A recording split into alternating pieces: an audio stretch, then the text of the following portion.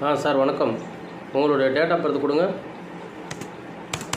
என்ன சார்? 7/2/1998ங்களா?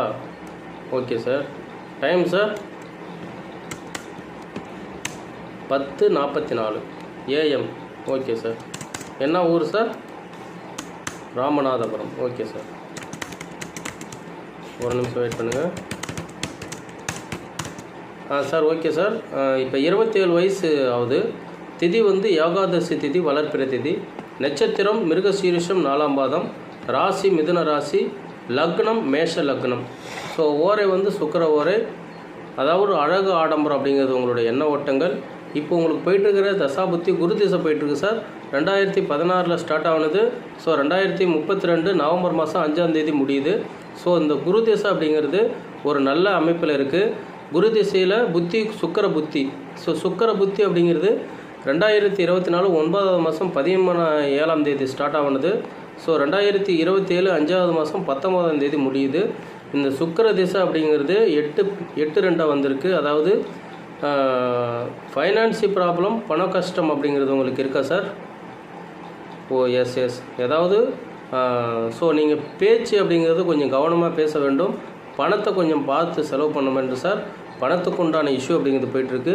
அதே போல் பார்த்தோன்னா புதன் சூட்சமம் போயிட்டுருக்கு. ஸோ இந்த புதன் அப்படிங்கிறது கொஞ்சம் இஷ்யூவாக இருக்குது. ஏதாவது லவ் போயிட்டுருக்கா சார்? ஓகே. உங்களுடைய ஜாதகத்தில் 5ஆம் பாவம் நல்ல அமைப்பில் இருக்குது. அதனால் உங்களுடைய லவ் சக்ஸஸ் ஆகும்.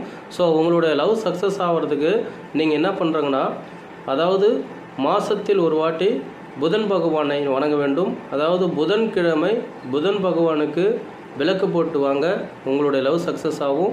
நிச்சயமாக லவ் அப்படிங்கிறது கொஞ்சம் புதன் பகவான் இஷ்யூவாக இருக்கிறதுனால அது கொஞ்சம் ப்ராப்ளமாக இருக்குது. அதனால் அது சரியாயிடும் சார்.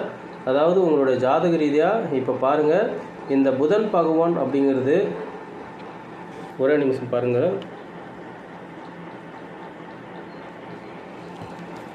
அதாவது புதன் பகவான் அகம் சார்ந்த விஷயத்தில் 28% நல்ல அமைப்பில் இருக்கிறாரு. ஸோ புறம் சார்ந்த விஷயத்தில் 73% நல்ல அமைப்பில் இருக்கிறதுனால நீங்கள் வந்து புதன்கிழமை